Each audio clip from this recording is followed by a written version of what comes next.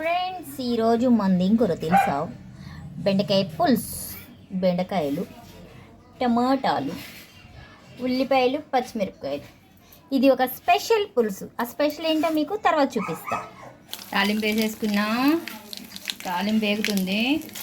ఉల్లిపాయలు, పచ్చిమిరపకాయలు వేసేసా, వేగుతున్నాయి.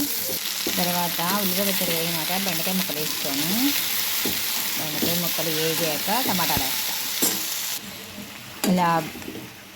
ఇలా బెండకాయలు కాస్త మగ్గినాక, బాగా మగ్గక్కర్లా, కొంచెం మగ్గినాక మనం టమాటాలు కోసి పెట్టుకున్నాక అవి వేసేద్దాం.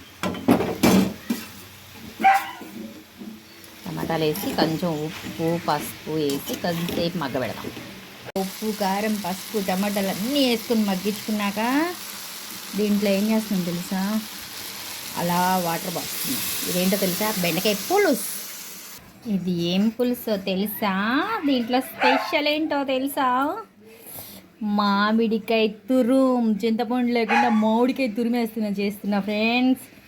చూడండి, ఇలా ట్రై చేస్తున్నాను.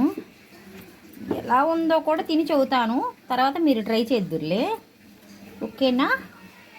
హాయ్ ఫ్రెండ్స్, నా గుమగుమలాడే బెండకాయ పులుసు రెడీ. ఇంట్లో ఏమేమి వేసాను? మామిడికాయ తురిమేసి చేశాను. టమాటాలు, మామిడికాయ తురుము, చింతపండుతో పని లేకుండా. చూసారా? Seasonal food.